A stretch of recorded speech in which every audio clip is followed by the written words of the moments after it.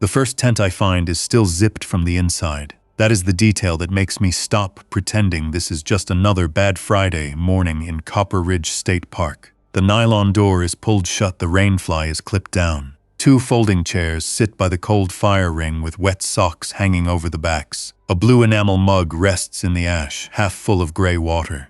The picnic table has an open tub of trail mix on it, and the lid is on the ground under the bench. Raccoons have not touched it. That feels wrong before I understand why. I stand at the edge of the campsite with my hand on the radio clipped to my vest and listen. Loop C should be waking up at now. On a normal summer morning, I would hear somebody coughing in a tent, a propane stove clicking, a child dragging flip-flops through gravel, some man trying to split damp wood with a camp hatchet he bought yesterday. Instead, the campground gives me almost nothing. A distant crow, the small hiss from the restroom vent fan, water moving in the creek below the loop, no voices. The site tag on the post says Holland, 2 adults, 1 child, 3 nights, paid through Sunday. Their car is still here, a white minivan from Portland, packed too full, rear window covered with stickers from parks and school teams. The sliding door is open about 6 inches. Inside, a booster seat has a granola bar wrapper beside it. A stuffed dog sits face down on the floor mat. I call out their name, not loud, because people wake up angry when a ranger sounds official before breakfast. Park ranger, Mr. Holland, Mrs. Holland, anyone here? Nothing answers. The tent wall moves once from the breeze. I take 3 steps closer and see a dark smear on the zipper pull. It is not mud. I do not touch it. I have looked at enough scraped knees, fishhook injuries, and drunk campsite fights to know dried blood when I see it. My radio clicks before I press transmit. Unit 3, this is station. You at Aspen Meadow? It is Liza at the desk. She has been on since 5:30 a.m. because the seasonal clerk quit 2 days ago. Her voice has that tight sound she gets when a visitor is standing close and listening.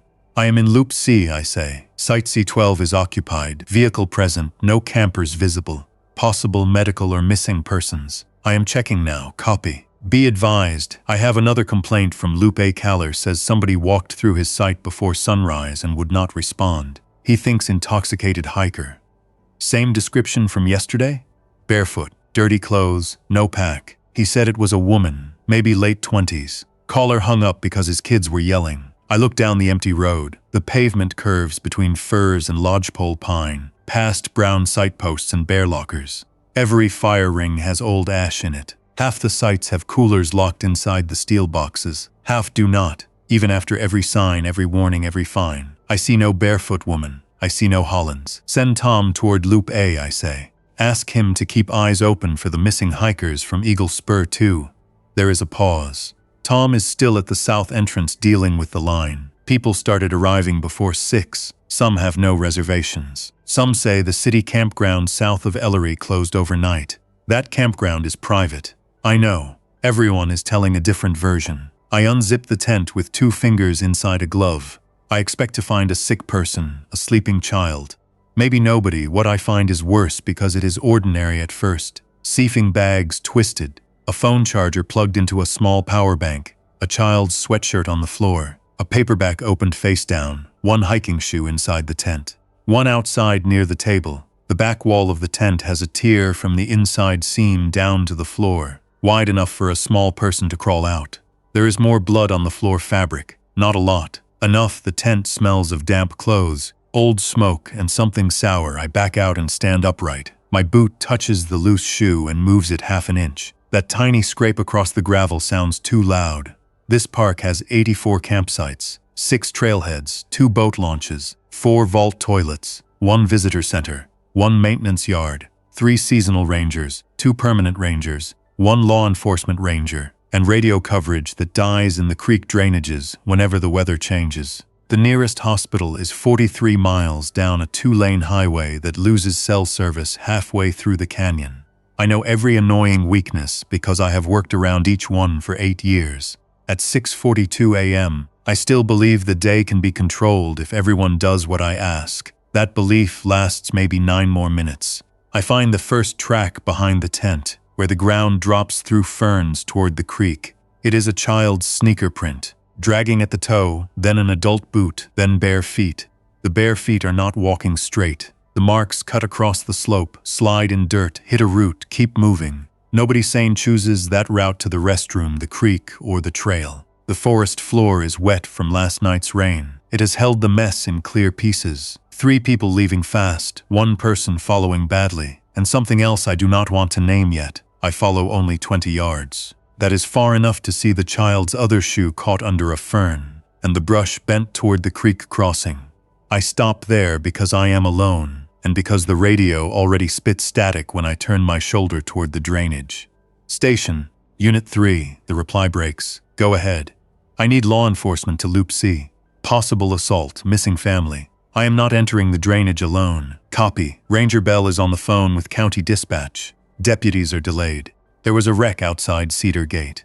Delayed how long? I do not have that. Of course she does not. Nobody ever has that when the answer is bad. I return to the loop road and see a man standing beside a black pickup at Site C15. He has gray hair, red suspenders over a thermal shirt, and a coffee pot in one hand. He should have looked normal. He does not. He is staring at the Hollands tent with the blank anger of a camper who knows his trip has been ruined and has not found the right person to blame. You the ranger? He says. Yes, sir. I need you to stay at your site for now. That kid was screaming last night. I stopped beside the site post. What time? After midnight, maybe 1. I told my wife it was coyotes, but it was not coyotes. Then somebody walked past our camper, real slow. I opened the blind and saw legs. No shoes, I yelled. She kept going. Did you call it in? He holds up the coffee pot in a useless gesture. No service. I thought it was some drunk idiot. You people need to patrol at night. I do not take the bait. Did you see where she went? Restroom. Then behind the restroom. Then I heard one of those bear lockers slam. After that, nothing. I looked toward the restroom building. Brown concrete block, 2 doors, roof vents, drinking fountain on the side, bulletin board with faded fire restrictions and a map that half the visitors ignore. Behind it, a narrow footpath runs to the creek and the connector trail. If a sick hiker wanted a familiar route, that is where she would go. If a person had been bitten and did not understand it, that is where panic might carry her. I am still putting human reasons on inhuman behavior. That is my first mistake. I tell the man to get inside his camper, close the door, and keep his wife away from the windows. He starts to argue. I give him the look I usually save for people feeding bears from a hatchback. He shuts his mouth and moves at the restroom. I smell it before I enter. Not death, not yet. Waste, wet concrete, blood, and the sharp stink of fear that gets left behind in public bathrooms after somebody has been hurt. I push the men's room door with my boot, empty stalls, mud on the floor, a bloody handprint on the sink. The mirror has a crack through the center, fresh, with a little fan of glass in the basin. In the women's room, one stall door is bent inward. The latch screws are pulled loose. A pink rain jacket is jammed behind the toilet, child size. I do not go farther in. I step back into the morning light, pull the door shut, and breathe through my mouth. On the gravel by the drinking fountain, there are several dark drops leading toward the paved path. I bend closer. One drop has a tiny bubble dried at the edge, saliva mixed with blood. I do not need a lab to know what that means. I also do not know what it means yet. The news has been bad for 3 days, but bad in the distant way news is always bad until it parks in your campground. Cities are having unrest. Hospitals are over capacity. People on the radio keep saying fever, biting, confusion, violent episodes, shelter in place, avoid contact with bodily fluids. The governor spoke last night and told families not to travel unless necessary. Half the state heard that and decided the forest was necessary. My radio chirps again. Unit 3. Tom has eyes on your barefoot woman. Location? Between Loop A and the amphitheater. He says she is not responding. He is requesting another unit. I jog to my truck. I do not run full speed because the gravel is wet and I have learned not to break an ankle during somebody else's emergency. My green patrol truck sits at the loop entrance with the light bar off. I get in, lock the door by habit, and start down the campground road. 6 signs pass on my left. A boy in pajamas stands beside a tent and watches me. His father pulls him back by the shoulder. At the amphitheater turnout, I find Tom's truck angled across the lane. Tom Vance is 23, seasonal, earnest, and still too polite with visitors who need firm orders. He stands behind his open door with one hand on his bear spray and the other raised in a calming gesture. The woman is 15 yards from him on the path beside the amphitheater benches. She wears torn hiking pants and a fleece pullover with one sleeve stretched out of shape. Her hair is stuck to her cheek. Her feet are cut and packed with dirt. She turns her head toward Tom's voice, but her eyes do not settle on him. Her mouth works once, no word comes out. "Mom," Tom says, "I need you to sit down. Medical help is on the way." It is not. Everyone standing there knows it, even the woman. Maybe some part of her knows it. She steps forward. Tom steps back. I park behind him and get out. "Tom, move to your truck." He glances at me. That glance costs him. The woman covers the space faster than her posture says she can. Not fast in a clean way, not athletic. She stumbles, catches herself on the bench rail, then lunges from the side. Tom tries to push her away with his forearm. She bites into his sleeve near the wrist. He yells once. I cross the turnout and grab the back of her fleece. She does not release him. I pull hard enough that both of them almost go down. Tom wrenches his arm free, and the woman turns on me with his fabric in her teeth. I have handled intoxicated people. I have pulled a teenager off another teenager during a campground fight. I have shoved a black bear away from a dumpster with a truck horn and a rubber round from a launcher. This is not any of that. Her face has no decision in it, no surprise, no anger that I can use. She reaches for my vest and snaps her teeth shut where my hand was a second earlier. I use the bear spray because it is in my hand and because training lives longer than courage. The orange stream hits her eyes and mouth from 6 feet. She jerks, but not enough. Any sober person would fold, scream, wipe, turn away. She keeps coming. Tom is trying to wrap his sleeve around his wrist, and his hands are useless with shock. I draw my duty pistol and aim low at first because some stupid, stubborn part of me still wants this to be a medical call. Stop. She does not stop. I fire twice into the ground in front of her. Dirt kicks up. She walks through it. I fire into her leg. She drops to one knee, uses both hands on the bench rail, and pulls herself up. Tom makes a small sound behind me. Not pain, not words. I aim higher. The next shot ends it. Silence comes down hard over the amphitheater. A J calls from somewhere above the bathrooms. I can hear a child crying in Lupe. Tom is sitting on the asphalt with his bitten arm held against his stomach. His face has gone gray. I holster the pistol because campers are starting to peek from behind trees and vehicle doors. My hand does not want to let go. I force it open.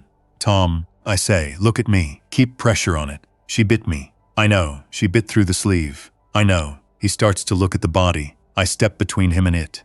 "Do not look there. Look at me." The radio is alive with Liza and Bell and County Dispatch stepping on each other. I catch pieces, multiple calls, south entrance backed up, main road blocked near mile 8, a person down at the boat launch, Vista Center lobby full. No ambulance available. Deputies rerouted. Stay clear. Maintain distance. Confirm if exposed. Confirm if aren't firm if breathing. Nobody says infected yet. Nobody wants to be first. Ranger Bell arrives 6 minutes later from the station. His truck slides a little on the wet turn and stops hard. Bell is 58, retired from a city police department, and has spent the last decade writing citations for illegal fires and domestic disputes in campsites. He takes one look at the woman, then at Tom, then at my face. "Was she alive when you fired?" he asks. "Yes." "Was she attacking?" "Yes." "Any other injuries?" "Tom is bitten, possible family missing from Loop C blood in restroom. At least one child involved. Caller saw this woman moving between sites after midnight." Bell's mouth tightens. He kneels by Tom without touching the wound. "Tom, did any blood or saliva get in your mouth or eyes?" Tom shakes his head too fast. No, I do not know." Bell looks at me. "Get him to the station's elation room. Now." Tom hears that word and starts to stand. "No, I need hospital." "You need a closed door and medical advice on the radio until I get better instructions," Bell says. He does not soften it. That is why I trust him. I help Tom into my truck. He keeps saying he feels fine. Nobody told him feeling fine is the part that scares me. By 7:30 a.m., the park stops being a park and becomes a problem with too many open sides. The south entrance road is full of cars from the city. People have packed minivans, pickups, trailers, roof boxes, dogs, bicycles, coolers, plastic bins, and folding chairs. Some have reservations, most do not. The private campgrounds closer to town have closed their gates after fights during the night. Gas stations in Ellery are shut. Social media is telling people the National Forest has opened dispersed camping, fresh water, and no crowds. Social media has not mentioned that our only dump station is broken. Our potable water tank is half full, and our 2-lane road cannot handle a holiday weekend even during peace. Liza calls me from the station while I drive Tom in. Her voice is lower now. The visitors at the counter must be listening.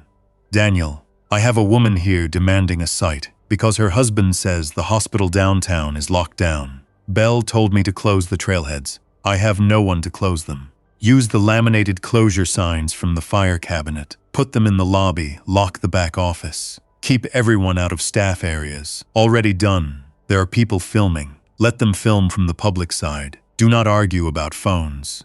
What about Tom? He is conscious. That is all I say because Tom is beside me, staring at the bandage bell wrapped around his wrist. He has stopped saying he feels fine. The ranger station sits on a low rise above the visitor center, with the maintenance yard behind a chain-link fence and a fuel tank locked under a steel cover. We have 2 holding rooms that people call offices until somebody gets violent. One has a metal desk, a cot, and a door with a narrow window. I put Tom in there. He goes without fighting, which makes it worse. Liza brings bottled water and a first aid kit to the hallway. She is small, black-haired, and usually impossible to rattle. Now she keeps wiping her palms on her pants. She sets the kit on the floor outside the door. County Public Health says isolate bites and wait for instruction, she says. Did they say how long until symptoms? No, the person on the phone from a sheet, and then another call came in. Tom hears through the door. I am not staying in here all day. No one said all day, I tell him. That is true only because no one knows. Belle comes in 10 minutes later and takes over the radio desk. He has already moved the body from the amphitheater path into a locked utility shed with a tarp over it. He does not talk about that part. He posts a paper on the lobby door that says all trails and campgrounds are temporarily closed due to public safety conditions. The first man to read it laughs in his face. Closed, the man says. Buddy, we just drove 4 hours. The city is a mess. You cannot close trees. Belle points to the road. You can leave by the south entrance until further notice. There is a line down there. Then wait in the line. My kids need a bathroom. Vista Center restroom is open. No camping. No fires. No trail access. The man turns to the people behind him and raises his voice. This is insane. This is public land. Belle does not move. Public land is closed. That sentence starts the first argument of the day. It will not be the last. By 8:15 a.m., we have a lobby full of people demanding maps, bathrooms, charging outlets, answers, refunds, permission, medical help, cell service, and moral certainty. We have none of that in useful amounts. I leave Liza behind the counter with Belle and go to the map room. The big wall map shows the whole park. Old fire roads in thin gray lines, public trails in red, water crossings in blue, gates in black squares. Tourists see a green shape and think it means empty space. I see choke points. I see dead-end roads, narrow bridges, washed-out culverts, places where a sedan cannot turn around, places where a trailer jackknife us every July. I see every campsite with a fire ring that can pull trouble through the dark. The infected woman was moving between the restroom, amphitheater, and campground loop, not hunting with intelligence, returning, repeating. Her route had meaning from before. She had been a hiker or camper. She remembered where people gathered without remembering why people mattered.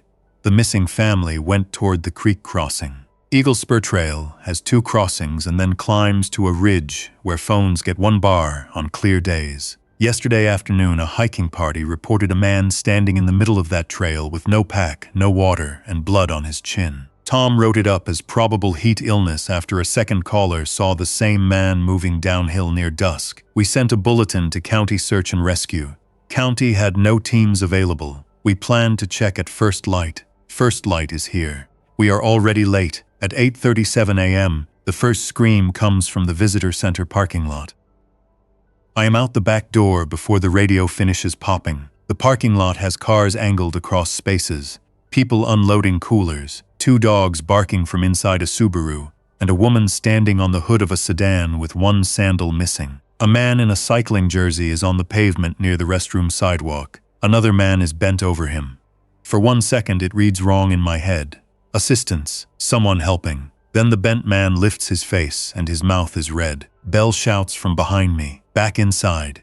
Everyone back. People do the worst thing. Some run toward the sound because human beings are built wrong for modern danger. Some freeze, some film, some grab children. One man throws a camp chair. The infected cyclist turns toward the movement and gets up with half his helmet strap dangling under his chin. He has road rash on one side of his face and no focus in his eyes. Bell fires once. The cyclist drops. The second infected, the man from the ground, jerks toward Bell with his hands out. I hit him from the side with the truck bumper at low speed because I am already inside the patrol vehicle, and because a bullet across a crowded lot is a bad answer. He goes down against the curb. Bell finishes it from close range. The parking lot turns into a crush of engines and shouting. A pickup backs into a hatchback. A dog gets loose and runs between cars. A woman drags a bleeding man by his armpits until I yell at her to stop touching the wound with bare hands. She looks at her palms and starts shaking them in the air, useless and terrified. Bell orders everyone into vehicles or the visitor center. That splits the crowd. Half want inside, half want out. Nobody wants to hear that both choices are bad. The south entrance road is blocked now. County dispatch confirms it in a flat voice. Collision near mile 8, multiple vehicles. Possible exposure event, deputies unable to clear. North Service Road gated and not open to public. East Fire Road washed out at Deer Cut. West Road connects to an old logging spur, but the bridge was posted unsafe last spring. The park has become an island without water around it. Inside the station, Tom is sitting on the cot with his bitten hand in his lap.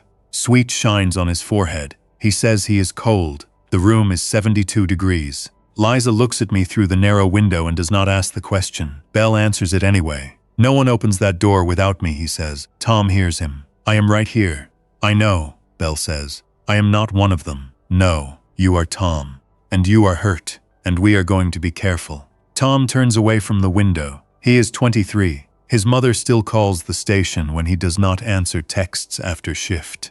I know this because Liza told me last month and laughed. I do not laugh now. I put a chair under the outer doorknob even though the door locks. It is a weak gesture. It helps my hands stop moving. The official order to close the park arrives at 9:12 a.m. after we have already done it and after no one can leave cleanly. The message comes by state radio, broken by static, repeated 3 times. All recreational areas closed. Avoid contact with symptomatic persons. Rest access to public buildings. Preserve fuel. Await local law enforcement direction. Report bites. Do not transport exposed individuals with unexposed public when avoidable. Bell writes the last line on a pad. He presses so hard the pen tears paper. We need to empty the campgrounds, I say. Into what? He asks. Not the visitor center. Not the main road.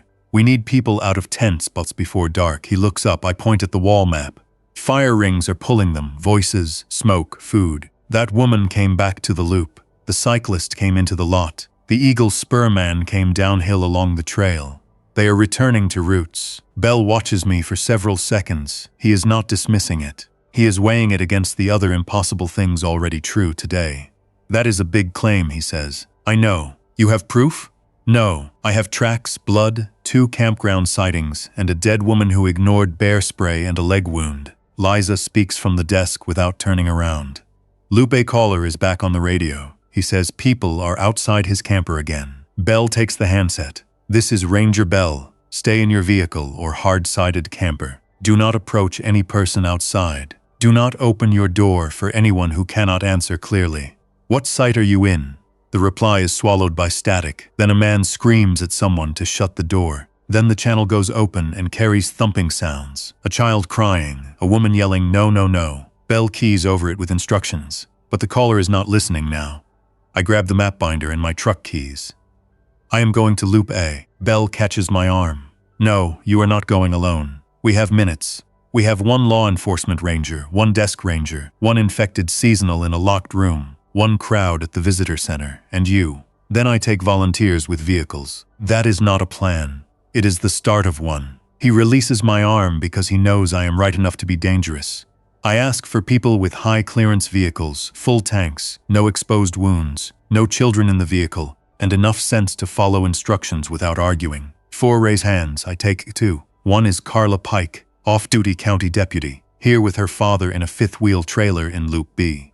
She is not in uniform, but she has a compact sidearm, a clear head, and the tired face of someone who was hoping for one quiet weekend before the world got worse. The other is a plumber named Reese Malik, with a four-wheel drive service truck, 2 toolboxes, and a teenage nephew who keeps trying to come with him. Reese tells the boy to stay with his aunt inside the visitor center. The boy calls him a coward for leaving. Reese flinches but does not change his mind. That is useful courage. We move in 3 vehicles: my patrol truck, Carla's pickup, Reese's service truck. We do not use sirens. Sound carries too far between the ridges. I tell both of them over the radio to use headlights, move slowly, and never get boxed in by parked vehicles. We are not rescuing gear. We are not mediating campsite disputes. We are getting living people out of fabric shelters and into hard-sided vehicles or buildings that can be defended for a few hours. Lupa smells of smoke when we arrive. Someone has lit a fresh fire despite the closure order and the wet morning. The smoke hangs low between campsites. It is the worst possible advertisement. People here, people awake, people careless. Site A7 has a camper door hanging open. A folding step is bent under it. I see blood on the aluminum threshold and bare footprints in the ash near the fire ring. The caller's truck is gone. Tires spun through gravel. Maybe he got out. Maybe he took the infection with him toward the main road. There is no way to know. At A9, a family of 5 is packing with the panicked slowness of people trying to save a vacation while fleeing it.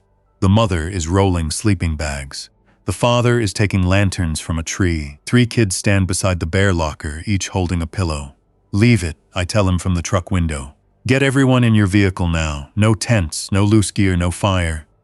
We paid for 2 nights, he says, and then hears himself. His face changes. Where do we go?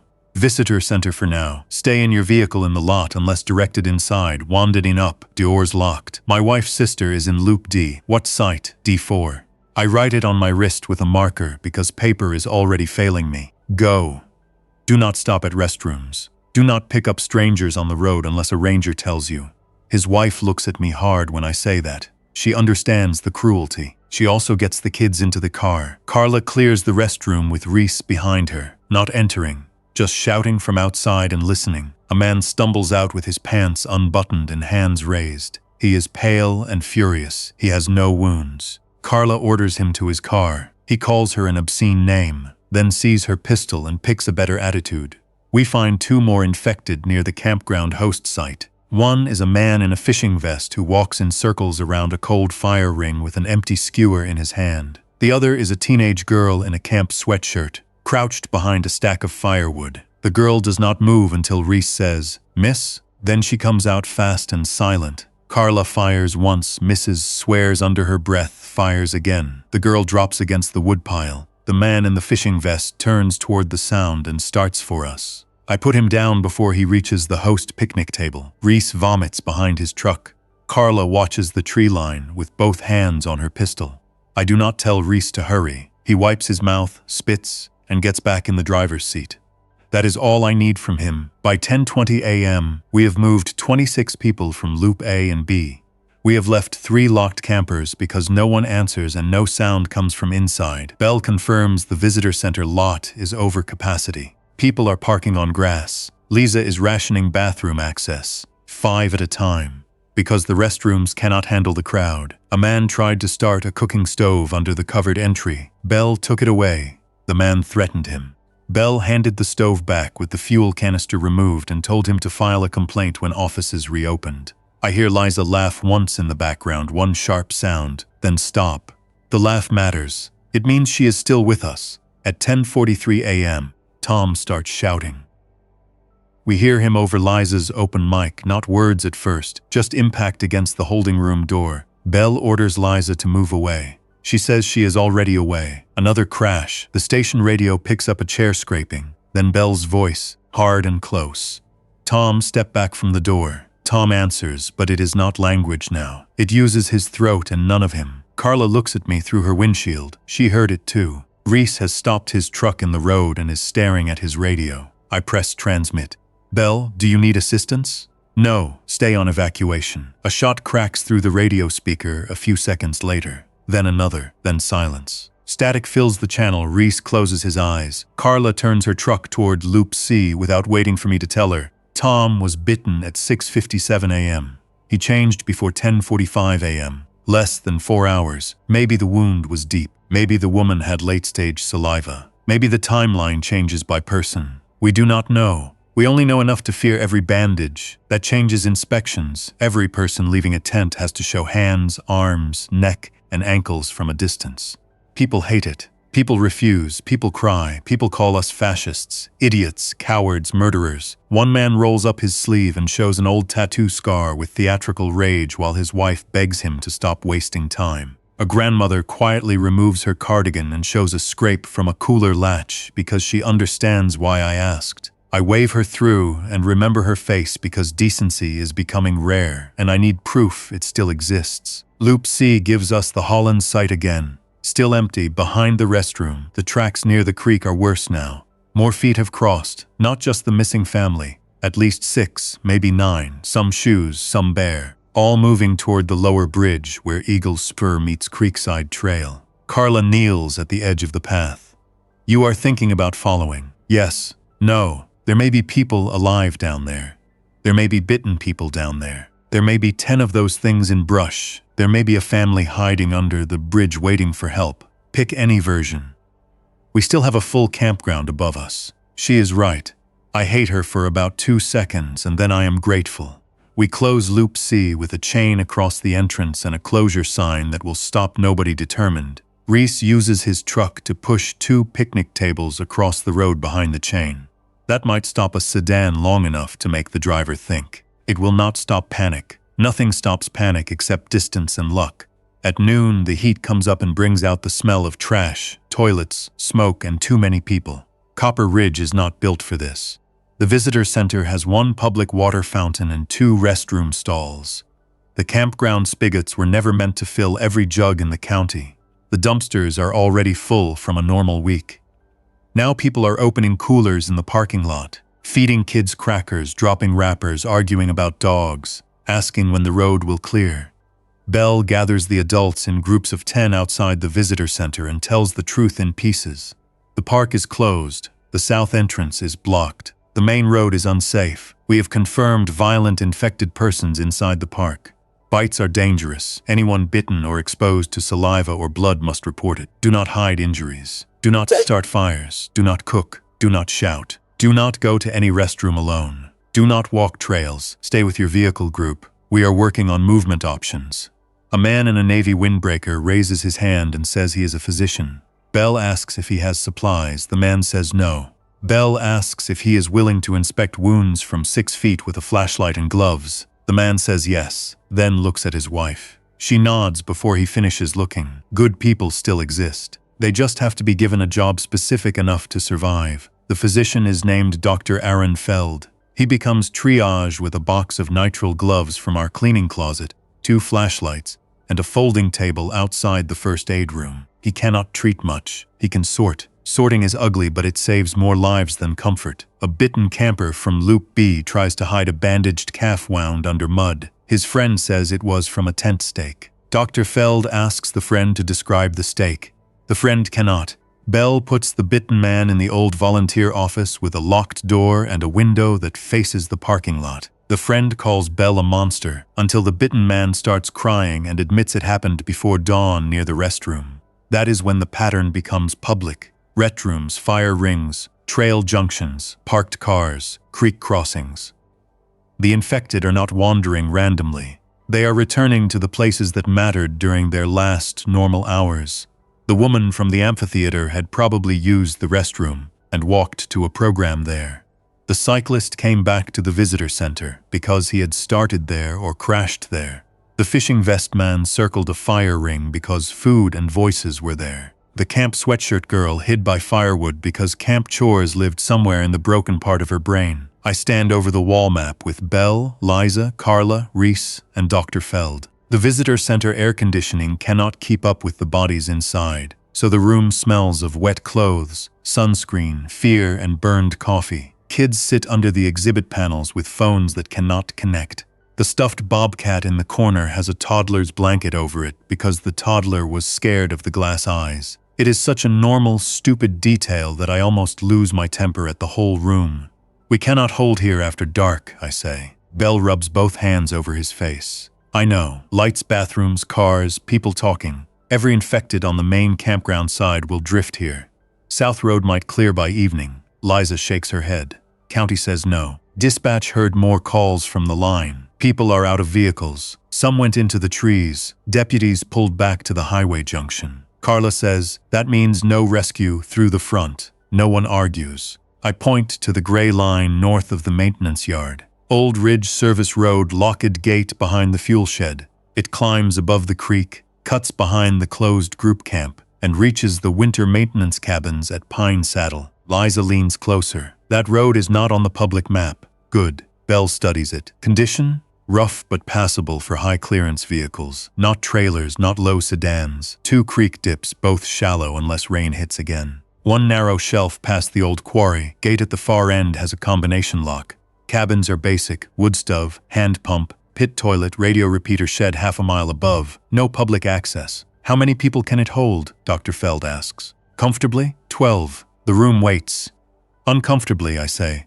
Maybe 60 if no one acts stupid. We have 137 people at the visitor center. More still in campground loops, and unknown people trapped on the main road. The cabins cannot save everyone. That fact sits on the table with the map. No one touches it. Bell says it first because command means being hated for arithmetic. We move children, guardians, uninjured elderly who can travel, essential helpers, and people in vehicles that can make the road. Everyone else stays in hard-sided vehicles here until we can create another movement. Reese stares at him. You are going to choose. Yes, that will start a fight. Yes, Carla crosses her arms. A fight starts either way. I do not want to choose. No one in this building wants to choose. But the park has already chosen for us through road width, fuel, daylight, cabins, locked gates, and the number of seats in trucks. Survival is often a list of insulting limits. We build the plan in pieces. No fires after 1 p.m., no cooking. Food sealed in bare lockers or vehicles. Trash moved into the maintenance dumpster and locked. Restroom access reduced and escorted. People grouped by vehicle capability. Those with trailers must detach if selected. No roof cargo that can snag branches. No dogs outside vehicles. No one walks alone. Anyone with an unexplained bite or saliva exposure stays. The decoy comes from Liza. She is looking at the old emergency notification panel behind the front desk, the one we use for flood warnings and missing child alerts inside the visitor center and amphitheater. The outside speakers still work, she says. Visitor center, amphitheater, loop a restroom, boat launch. Bell made me test them after the winter storm. Bell looks at her. Not the campground loops, only the main fixtures. The tone is awful, carries farther than voice. I understand before she says the rest. Set it off after we leave. Timer can do delayed broadcast, she says. 5 minutes, 10, 15. It will play the emergency tone, then a recorded message. Repeat until someone stops it, or power fails. Reese looks sick again. That will pull them here. It will pull them away from the service road gate, I say. There are people staying here. Bell answers. People staying here will be inside vehicles with doors locked and engines off on the far side of the lot. We tell them before it starts. The infected already come here at dusk if we do nothing. At least this gives movement a chance. It is a brutal plan. It is also the first plan that matches the park instead of the fantasy people brought into it. Trees do not protect anyone. Terran protects people who know what it costs. The afternoon becomes work. Real work helps because fear has to wait its turn when hands are busy. We empty the camp store of bottled water and put it under staff control. People accuse us of stealing until Liza holds up the inventory clipboard and says every bottle will be logged for emergency distribution. The clipboard calms some of them because paperwork still has power over scared adults. Reese and 2 other volunteers strip unnecessary weight from selected vehicles. Coolers full of melting ice, lawn chairs, extra firewood, bikes, a portable grill, plastic bins of toys. Every item left behind creates an argument. One woman refuses to leave a wedding album in her trailer. Carla gives her 30 seconds to get it. One man wants to bring a generator. Bell says no. The man says his wife needs it for a medical device. Dr. Feld checks, confirms it is a battery charger for a device that can run 12 hours on current charge, and the generator stays. That decision takes 7 minutes and costs us tempers.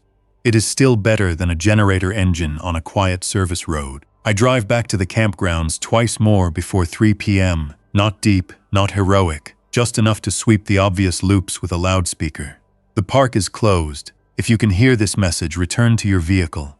Do not use trails. Do not approach anyone on foot. Proceed to the visitor center only by vehicle. Some people obey, some do not. At Loop D, I find a couple in their 60s sitting under an awning, eating sandwiches beside a neat little fire. The man tells me he does not watch the news and does not plan to start. His wife keeps looking past me toward the trees. I put the truck between them and the trail. Sir, that fire needs to be out now. It is in a ring. That does not matter today. We have been camping here since before you were born. Then you know where the water spigot is. His wife stands before he can answer. She picks up the dishpan, walks to the spigot, fills it, and dumps water on the fire. Steam rises from the ash. The man looks betrayed. She does not look at him. We heard someone behind the restroom, she says to me. He said my name. The man turns on her. You did not tell me that. He sounded wrong. What name? I ask. Marcy, but he did not know me. He just said it because Bob said it earlier. He repeated it from the trees. That stops me. The brief belief that the infected are empty breaks a little. Repetition is not intelligence. Birds repeat. Injured people repeat. But a voice from the trees saying a name heard near a fire ring will move campers faster than any sign I can post. I escort Marcy and Bob to their truck. Bob is angry enough to hide fear, which is common in men his age and men my age and men younger than both of us. Marcy climbs in and locks the door before he finishes loading his cooler. He leaves the cooler after all. At D4, the family from Lupe's sister is gone. Their tent is down, sight clean enough, no blood. A note is taped to the bear locker. Went to visitor center. No service. Tell Megan we are okay. I fold it and put it in my vest. Delivering that note becomes one of the few clean things I do that day. At the boat launch, I find 6 cars and no people. Fishing rods on the dock, a tackle box open, a smear on the concrete ramp where someone fell or was dragged or crawled. I do not go onto the dock. The lake edge has reeds high enough to hide a person kneeling. Sound travels strangely over water. I hear a low moan from the far side of the restroom, then another from the trees behind it, more than one. I back the truck up with the door locked and the window cracked only enough for the loudspeaker wire. Station, Unit 3. Boat launch is compromised. Market closed hard. Liza answers. Copy. Do you need help? No, I am leaving. That may be the smartest sentence I say all day. By 4 p.m., the visitor center is quieter because everyone is tired, or because everyone now understands that noise has a price. The kids have been told to whisper. Dogs are covered with blankets in vehicles to stop barking. The physician has inspected 42 minor injuries and found 3 possible exposures. One woman with a bite on her hand insists it came from her own toddler during a tantrum. Dr. Feld asks to see the toddler's mouth and finds no blood, no matching tooth pattern, no sign of injury. The woman admits a sick man grabbed her near the dump station. Her husband steps away from her before anyone tells him to. She sees him do it. Her face changes in a way I do not want to remember. We put her in the staff break room with water, a bucket, and the window cracked from the outside. Belle apologizes through the door. She tells him to find her daughter and not let her husband give away her green backpack. There is no screaming, no dramatic speech, just a woman sitting on linoleum, holding the bitten hand in her lap, trying not to be seen through the window by her child. The selections for the cabin convoy begin at 4:30 p.m. Bell makes the announcements outside because he wants space if the crowd turns. I stand beside him with the map board. Carla stands near the front row. Reese waits by his truck with his nephew and sister because the boy has apologized without words by staying close and silent. Bell explains the route, not enough to let someone bolt for it alone.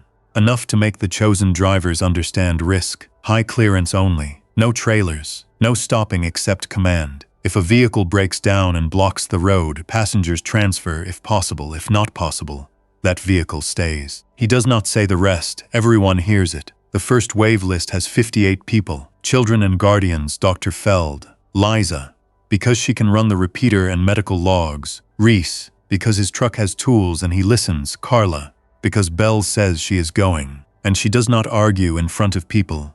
3 elderly campers who can walk with help. 2 diabetic visitors with supplies. A pregnant woman at 28 weeks. A quiet man who worked road maintenance for the county and knows how to spot a bad culvert. Me. Because I know the service road. Bell stays. I tell him no in the map room. Not outside, not in front of the crowd. He keeps checking ammunition and batteries while I talk. You can send Carla back after the first run, he says. The road may not allow a second run. Then there is no reason for both of us to leave. You are the only law enforcement ranger here. That is why I stay. The decoy will bring infected toward this lot. That is why I stay. It is a stupid argument because he has already won. Bell is not sacrificing himself for drama. He is making the cold command choice. The visitor center still has 70+ people who are not going in the first wave. Some have hard-sided recreational vehicles. Some have sedans. Some are angry enough to do something dangerous if no official stays. Someone has to control the tone system, keep the remaining people away from the service gate, and hold order until another chance opens or help arrives or night takes the decision away. You know the far gate combination? I ask. He gives a tired smile. Daniel, I hired you. That is not an answer. Yes, I know it. He hands me the second repeater key and the old cabin logbook. Get them to Pine Saddle. Keep fires cold until full dark. And even then, only inside stoves with dampers tight. No outdoor cooking. No lanterns in windows. Use the hand pump after you post a watch. Check everyone again at midnight. Bites do not care about feelings. I take the key because refusing it would insult him. In the holding room, the woman with the hand bite has gone quiet. The bitten camper from Loop B has started talking to someone who is not there. He keeps asking if the restroom is free. Dr. Feld hears that and stops writing. I see the pattern hit him. Restroom again. Rote memory need without reason. At 5:22 p.m., we begin loading. This is when people turn hardest, not when danger is loud, when seats are counted. A father tries to put his teenage son into the convoy after Bell told him the family sedan cannot make the road, and the son is not a minor needing separate evacuation. The father says the boy is 17. The boy says he is 19 because panic has made honesty stupid. The mother slaps him, then covers her mouth. Bell gives the seat to an 8-year-old girl traveling with a grandmother who cannot drive. The father calls Bell every clean insult he can find. Bell accepts all of them and moves to the next vehicle. A woman tries to sneak her golden retriever into Liza's truck under a blanket. I catch the movement. The dog is sweet, old, and terrified. The woman says the dog is family. I believe her. I also know one bark on the shelf road can pull infected from the group camp. We compromise only because the dog is old, calm, and already in a crate. The crate goes in the covered bed of Reese's truck with a blanket over it and one warning.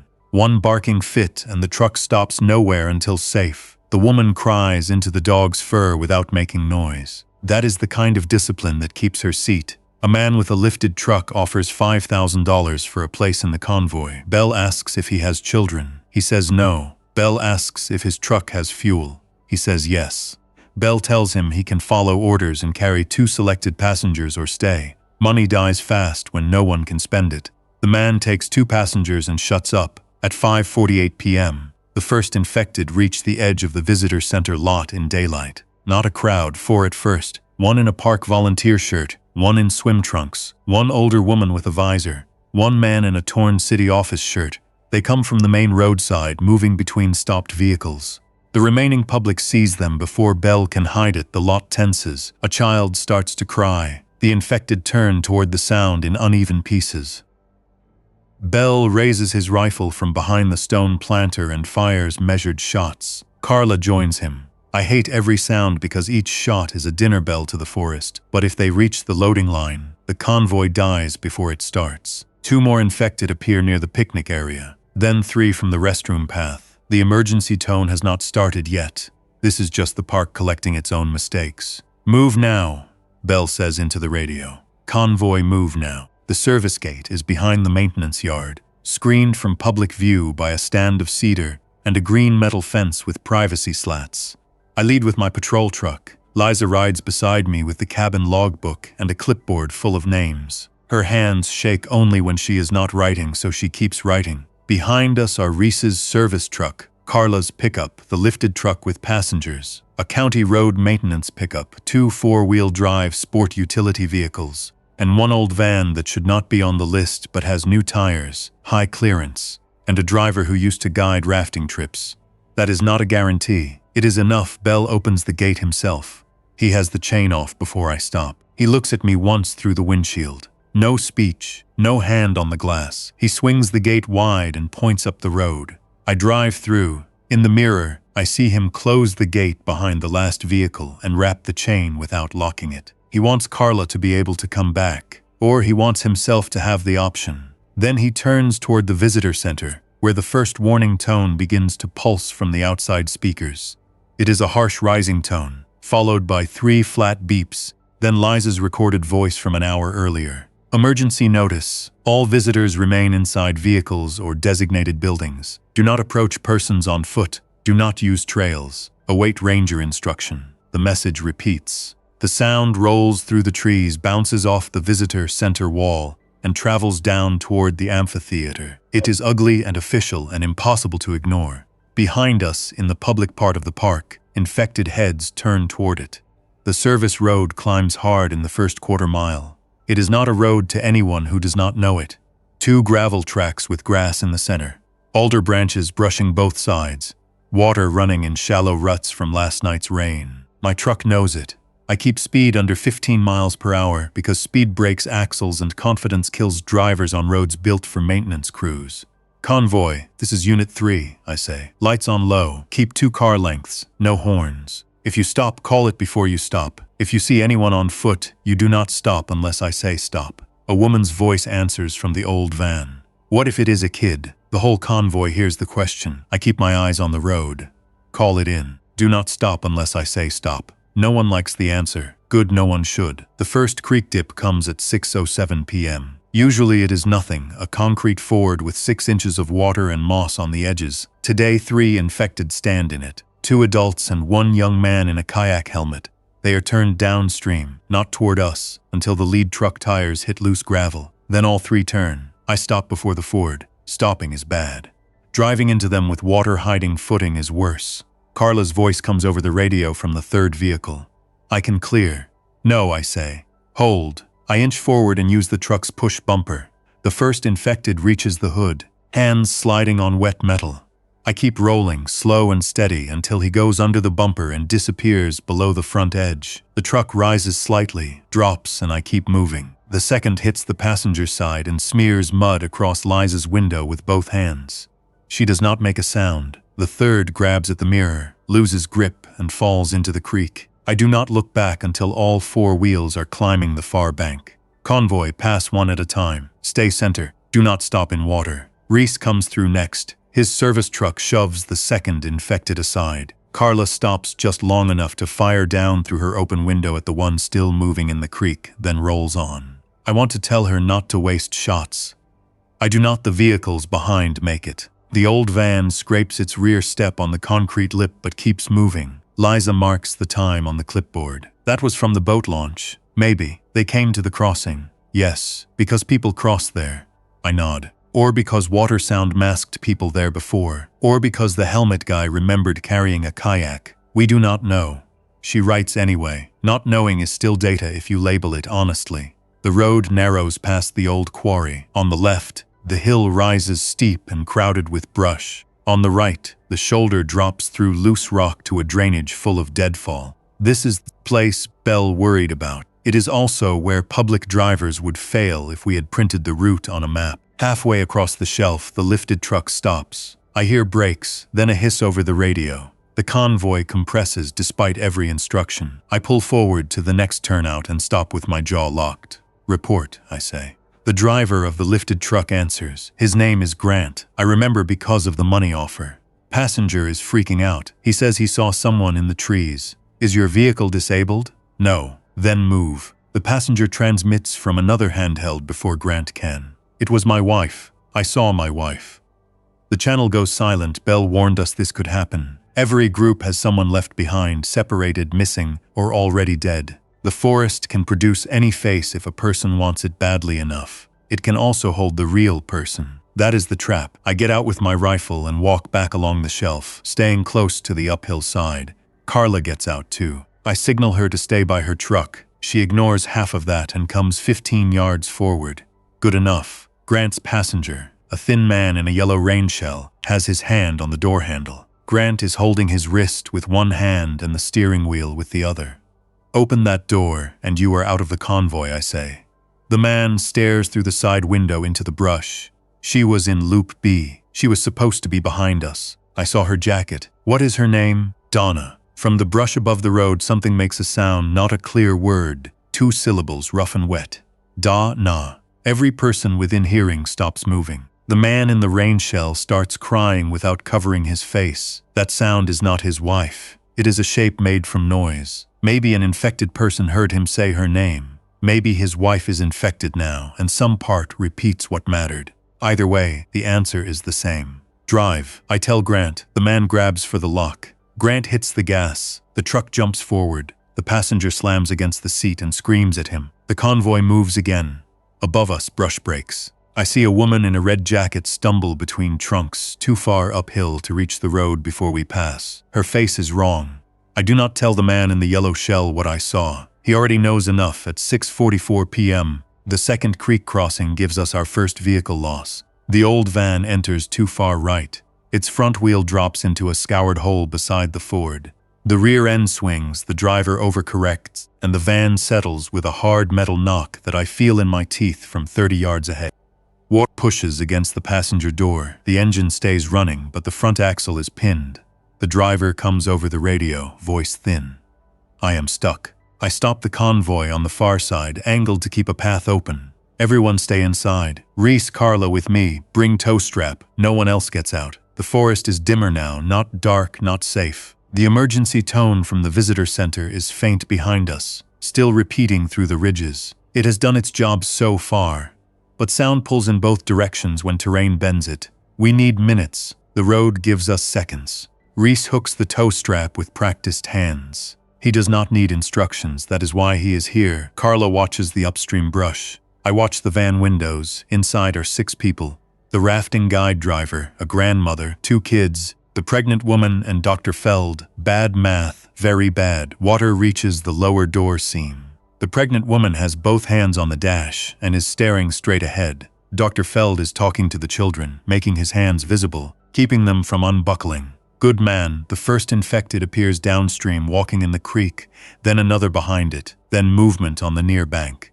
Reese, I say, I know. He tightens the strap to his truck and pulls. The strap goes taut. The van rocks but does not come free. The engine revs. Gravel churns. Water turns brown around the stuck wheel. Carla fires once. The downstream infected drops into the water. Another keeps coming. I fire, misfire again. Hit enough to drop it. More brush moves. The strap snaps. It does not whip in some dramatic arc. It just fails with a flat crack and falls into the creek. Reese stares at the broken end for half a second, then throws it aside and runs to the van. Transfer, I yell. Transfer now. The van doors open on the uphill side. That is the only reason anyone survives it. Dr. Feld gets the first child out and passes him to Carla. The grandmother moves too slowly, apologizing the whole time. The pregnant woman cannot climb cleanly over the center console, and the driver has to push from behind. Reese takes her under both arms and lifts with a grunt that sounds damaging. She lands on the gravel and stays on her feet because falling would cost more than pain. The second child freezes in the van, maybe 10 years old, maybe 11. He grabs the seat belt and refuses to move. Dr. Feld tries to pry his fingers loose. The boy is staring through the rear window. I look. 3 infected are on the road behind the van, coming down from the public trail connector. One is small, child-sized, wearing one sneaker, the Holland kid. I do not know for certain. I know anyway. I climb into the van from the side door, grab the frozen boy around the waist and pull him away from the belt. He kicks me once in the shin. I let him. Dr. Feld gets his fingers free. We shove him out to Reese. I back out last, and an infected hand slaps the rear glass hard enough to crack it. Go! Carla shouts. We leave the van with its engine still running and the driver crying because his whole life was inside it. The old van blocks half the ford, which means no easy return. The second wave, if Belle tries one, will face this in the dark. I tell Liza over the radio to mark the road blocked at Lower Pine Ford. She does not answer at first. Liza? She is in my passenger seat, but she has the park radio handset pressed to her ear, listening to the visitor center channel. It is Belle, she says. I take the handset while keeping the truck rolling. Bell's transmission is faint under the emergency tone. Gunfire pops behind his words. Unit 3, if you copy, do not return by ridge service. Repeat, do not return. Activity at visitor center increasing. Remaining groups moving into hard-sided vehicles. I am initiating secondary shelter procedure. Secondary shelter procedure means the basement storage under the visitor center and the roof access above the exhibit hall. It was written for wildfire smoke, armed threats, and winter storms, not infected visitors following a warning tone. It is still a plan. Plans matter even when built for the wrong disaster. I press transmit. Bell Ridge Convoy has 1 vehicle loss. All passengers transferred, continuing to Pine Saddle. Road blocked at Lower Pine Ford for low vehicles. Status. Tone. A distant voice, not Bell, screaming for someone to get in the car, then Bell again. Keep moving, can a cabin first. Repeater second. No outdoor light. Tell Liza. The signal breaks. Liza stares at the radio. I keep driving because the road does not care who I want to hear from. The last climb to Pine Saddle takes 40 minutes. It should take 20. We stop twice for overheated engines. Once for a child who vomits from fear and motion, and once because a fallen pine blocks half the road. The county road maintenance man, Carl Brunner, gets out with a handsaw and clears enough branches for vehicles to squeeze past.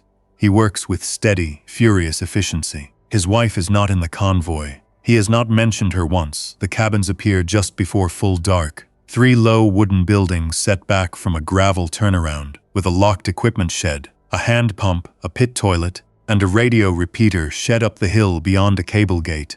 Pine Saddle is used by winter road crews and search teams. Tourists do not come here because no sign points here, and the public road map pretends it does not exist. Tonight that absence is worth more than walls.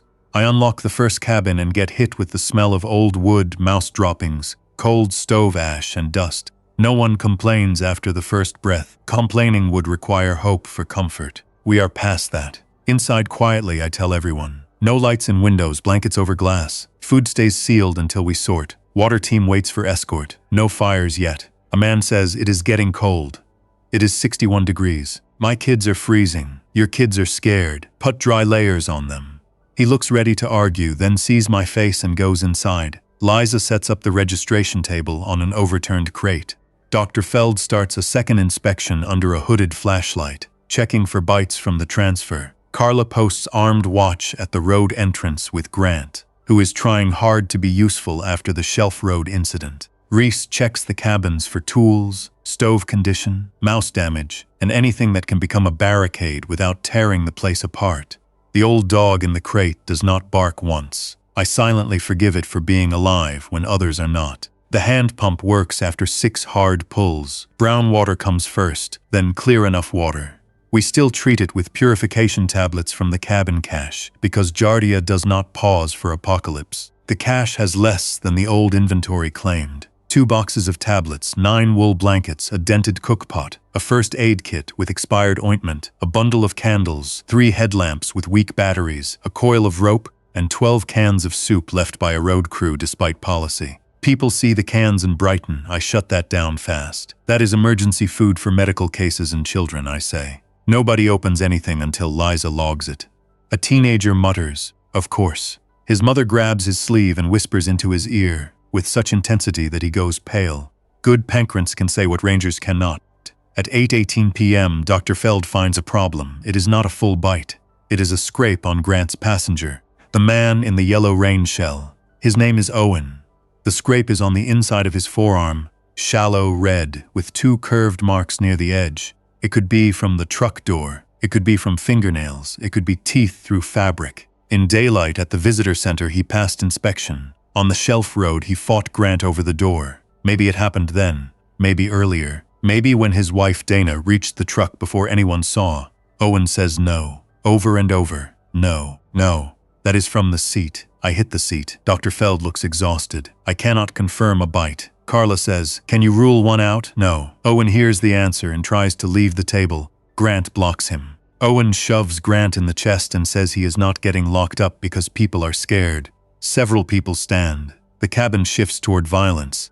I step close enough that Owen has to look at me. "You are not being punished. You are being separated until we know.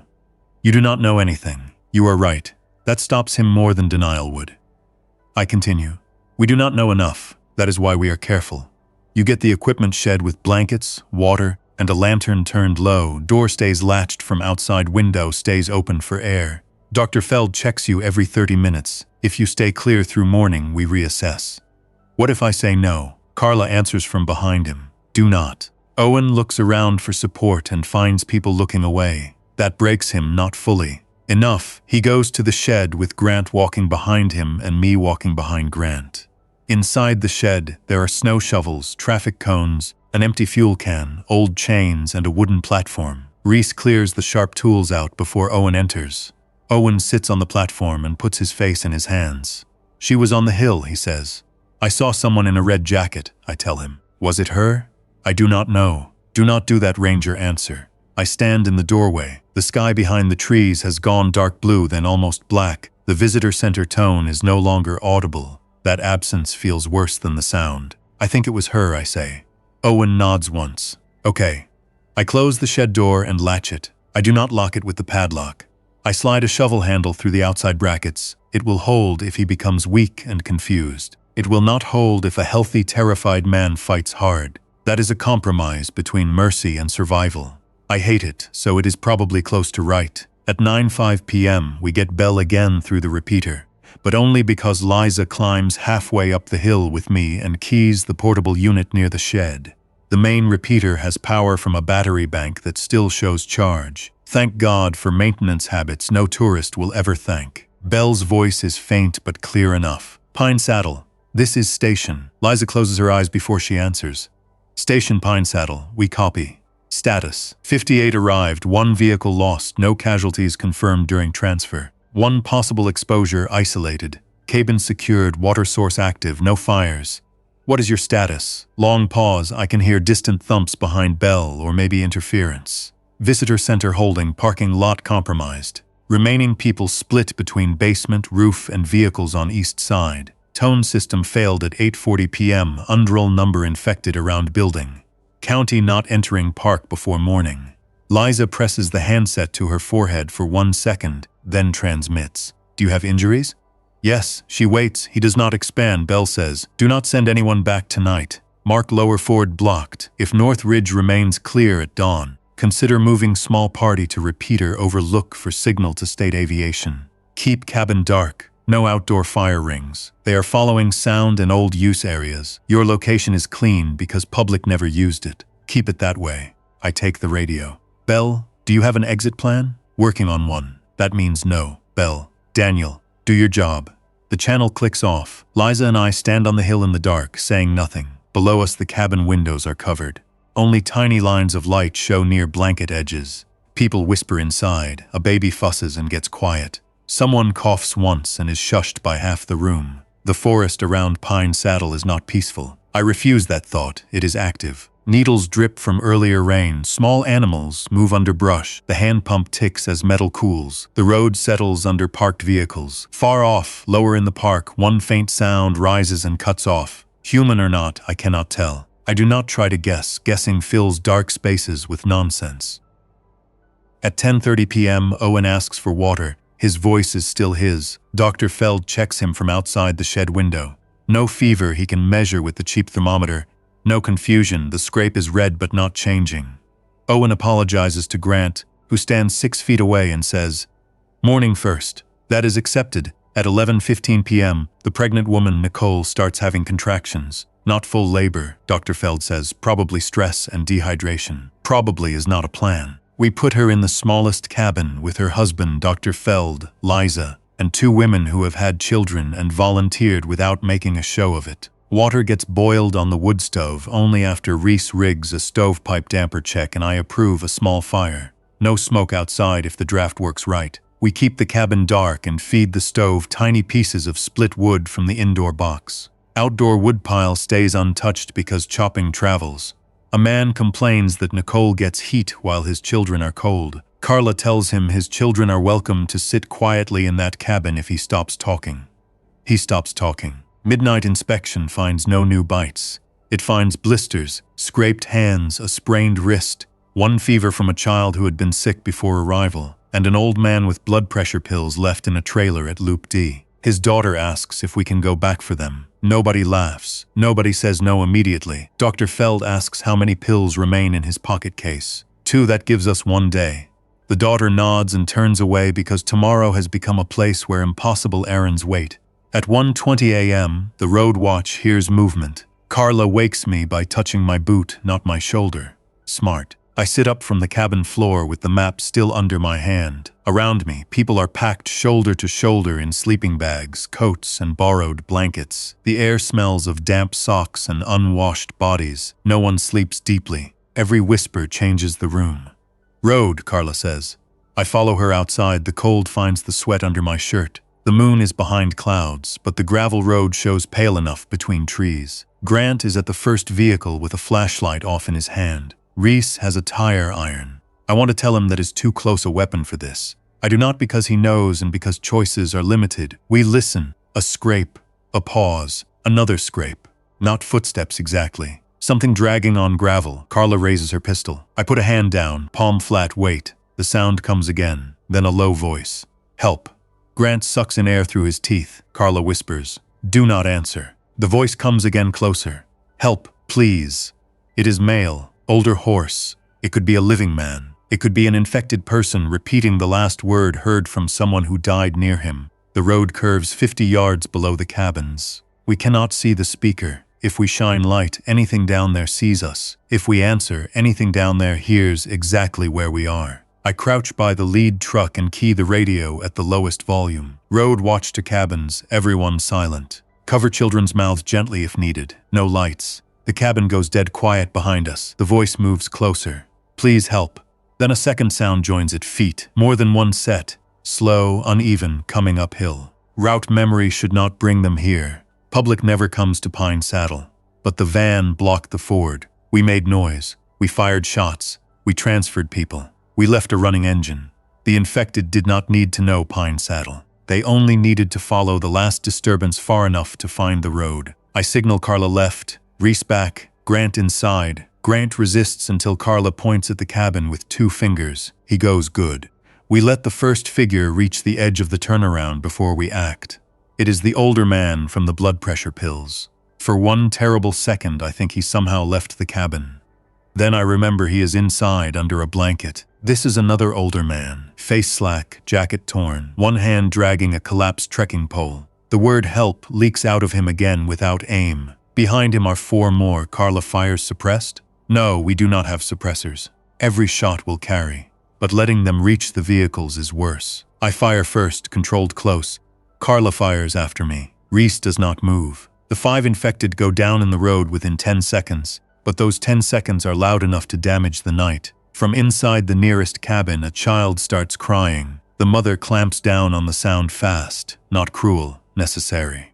The shots roll away through the trees and leave us with the kind of silence that makes every person listen harder.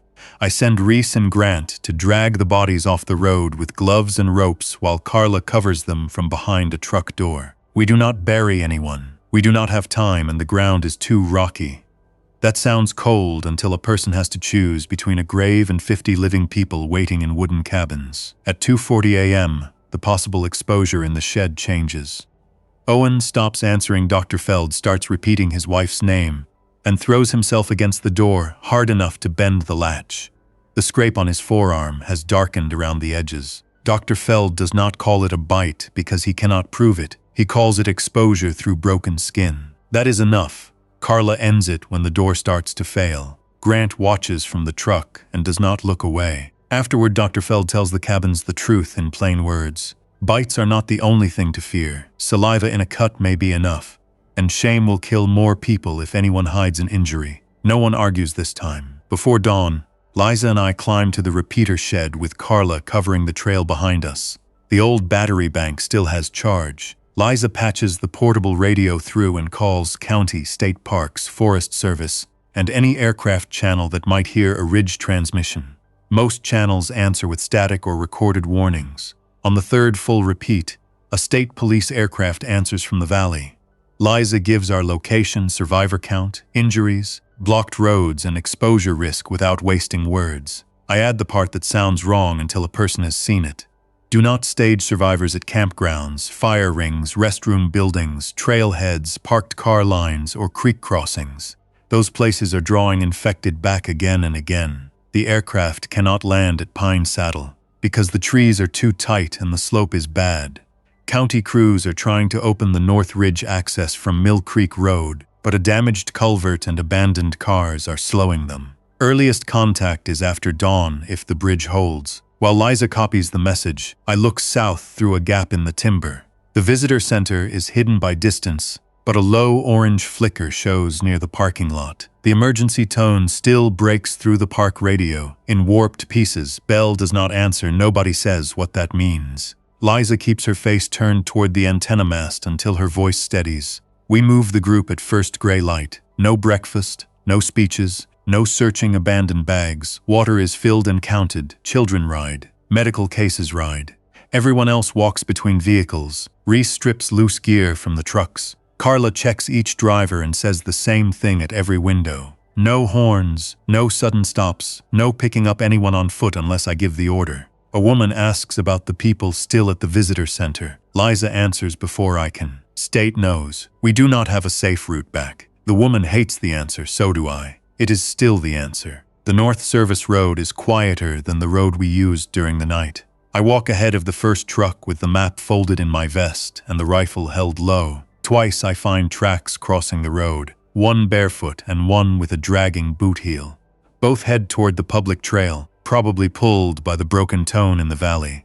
When a child drops a plastic water bottle and starts to cry, his grandmother covers his mouth just long enough for him to understand silence. He nods, and the line keeps moving. At the North Pasture, we find state troopers, 2 county rescue trucks, and an ambulance crew staged behind a gate. Nobody cheers. Sergeant Havel takes my report while deputies inspect every person for bites before loading. Nicole goes first because her contractions have started again.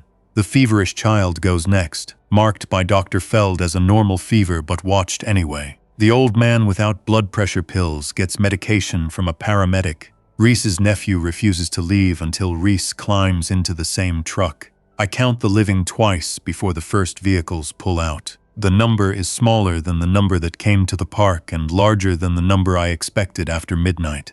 That is the only honest victory we get. Liza gives Sergeant Havel the cabin log, the exposure notes, the service roadmap, and Bell's last radio message. Then she repeats the warning slower, because it has to travel beyond us. Fires call them, voices call them, and familiar park routes guide them. Do not gather evacuees at trailheads. Do not use campground loops as shelters because there is water and flat ground. Keep fire rings cold. When my turn comes to cross the bad bridge out of Mill Creek, I drive Bell's truck. His hat is still on the dashboard.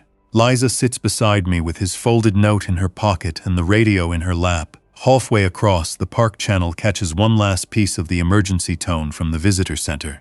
It rises, breaks, rises again, and drops into static. In the mirror, several infected at the far tree line turn away from the bridge and toward the sound in the valley. The decoy is still pulling them off our route. Bell's last order is still working inside a damaged building. The reception center is a school gym 40 miles from Copper Ridge. It smells of wet clothes, disinfectant, coffee, and people trying not to fall apart in public. Volunteers take names and temperatures, families search lists. I give my statement to State Command on the gym floor with a paper cup of water in my hand. I do not make the forest sound evil. The forest did nothing.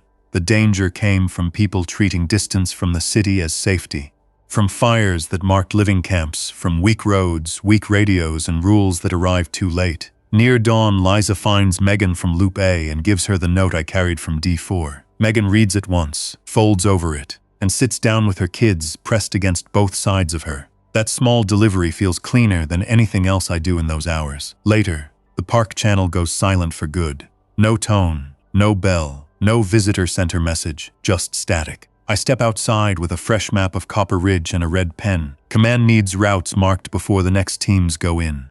I circle the visitor center. Loop A, Loop C, the boat launch, the lower ford, the restroom buildings, every fire ring cluster, and Pine Saddle.